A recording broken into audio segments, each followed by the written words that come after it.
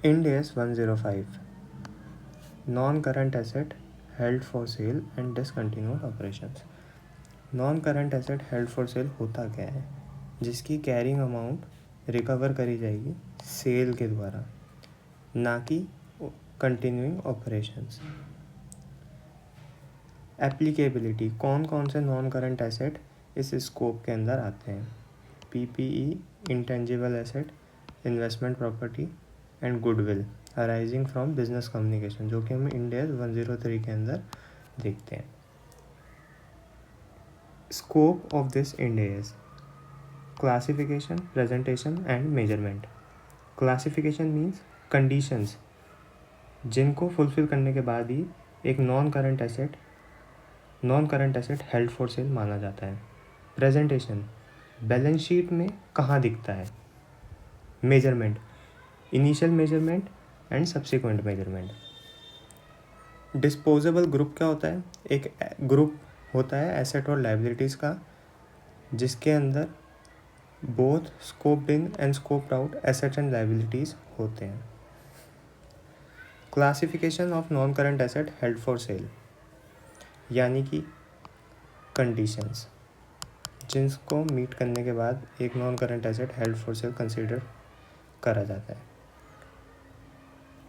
Asset जो होना चाहिए वो अवेलेबल फॉर इमीडिएट सेल होना चाहिए इन इट्स प्रेजेंट कंडीशन। कोई भी यूजुअल और कस्टमरी चीज़ एक एसेट को हेल्ड फॉर सेल होने से रोक नहीं सकती है, जैसे पेंडिंग लीगल वर्क या buyer testing. And sale must be highly probable, within 1 year sale complete हो जानी चाहिए। मैनेजमेंट के पास एक प्लान होना चाहिए सेल को अकम्प्लिश करने का। जैसे ही एक non current asset held for cell मान लिया जाता है, मतलब कि कंडीशन फुलफिल कर देता है, उसके बाद डेप्रिसिएशन और अमोर्टाइजेशन स्टॉप हो जाता है उस पर। एक करंट एसेट जो इंडिविजुअली सेल हो सकता है वो हेल्ड फॉर सेल कभी नहीं माना जाता, जैसे Ind AS 2 inventory. Sale includes exchange having commercial substance, जो कि हम इंड AS 16 में आप इसे ब्रीफली पढ़ते हैं। Measurement, initial measurement on date of classification, जब कंडीशंस मेट हो जाती है। या तो आप नॉन करंट एसेट को उसके कैरिंग अमाउंट पर दिखाइए या fair value less cost to sell पर दिखाइए। जो भी इन दोनों में लोअर होगी उस पर आप एसेट को दिखा देंगे।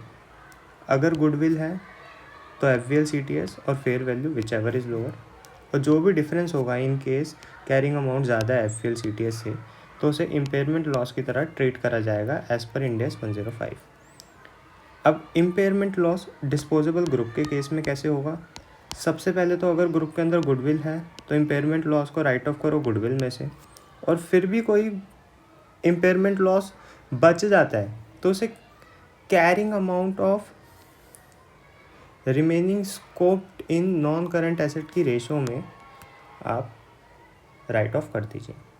कोई भी अबेंडेंट नॉन करंट एसेट को हेल्ड फॉर सेल कंसिडर नहीं करा जाएगा। अबेंडेंट मतलब हमने उसका यूज़ रोक दिया, यूज़ करना बंद कर दिया है, तो वो हेल्ड फॉर सेल कंसिडर नहीं करा जाएगा।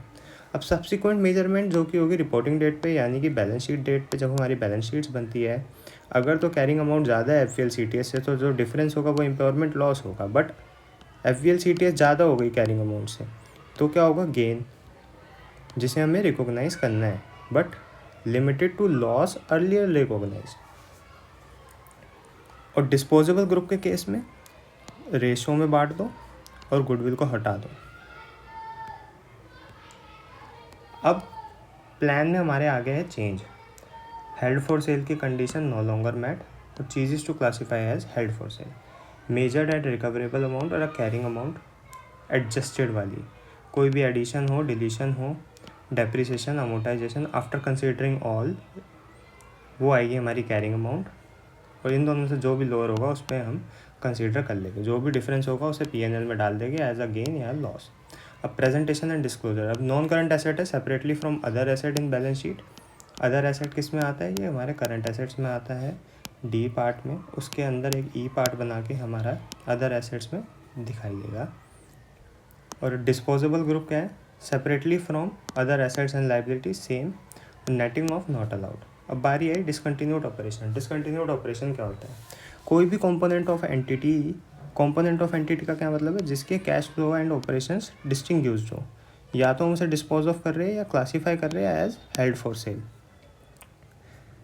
जो कि रिप्रेजेंट क्या करता है, separate major line of business या जोग्राफिकल एरिया ऑफ ऑपरेशन। जैसे एक आईटीसी हमारी कंपनी है, उसमें सिगरेट्स है, तो जो कि क्या है, लाइन ऑफ बिजनेस, अलग लाइन ऑफ बिजनेस है। या फिर कोई एक जोग्राफिकल एरिया ऑफ ऑपरेशन, जैसे रिलायंस है, तो वो कर दे कि हम भैया नॉर्थ का अलग करते हैं, साउथ का अलग करते हैं, वेस्ट का अलग करते हैं, ईस्ट का अलग करते हैं, और is a part of single coordinated plan. या फिर कोई एक सब्सिडरी हो जो कि एक्वायर्ड करी गई हो with a view to resale. अब इसका प्रेजेंटेशन एंड डिस्क्लोजर कैसे होगा, सेपरेटली होगा, कंटिन्यूड का अलग करके दिखाएंगे, डिसकंटिन्यूड का अलग करके दिखाएंगे। जैसे हम ईपीएस में सीखते हैं, कंटिन्यूड ऑपरेशन से ईपीएस अलग आता है, डिसकंटिन्यूड ऑपरेशन से ईपीएस अलग आता है। That's it for today, have a nice day.